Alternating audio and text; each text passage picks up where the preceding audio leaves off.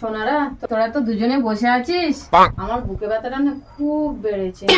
পাশের গ্রামে একজনকে টাকা দিয়েছিলাম, তার আজকে টাকাটা দেওয়ার কথা ছিল। আমাকে নিয়ে একটু চল না রে। যেতে পারি, কিন্তু আমাদের কিছু টাকা ভাগ দিতে হবে, নইলে যাবো না। হ্যাঁ, আমার টাকায় থেকে তোদের দুজনার একটা কানা করিও ভাগ দেব না, বুঝেছিস? और अभी तो रुको।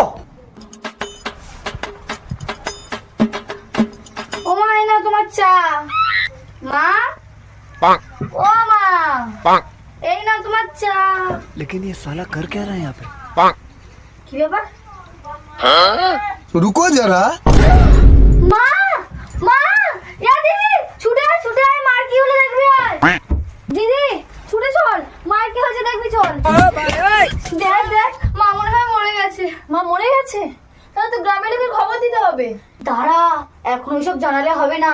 মা যার কাছে টাকা পায় তার কাছে মাকে নিয়ে গিয়ে আমরা টাকাটা আদায় করে নেবো, নিয়ে দুজনে টাকাটা ভাগ পেয়ে যাবো। হ্যাঁ ঠিক বলেছিস, চল চল চল চল। और अभी तो रुको, क्लाइमैक्स अभी बाकी। ছোট দাঁড়াও। নাও কাকু, চলো চলো।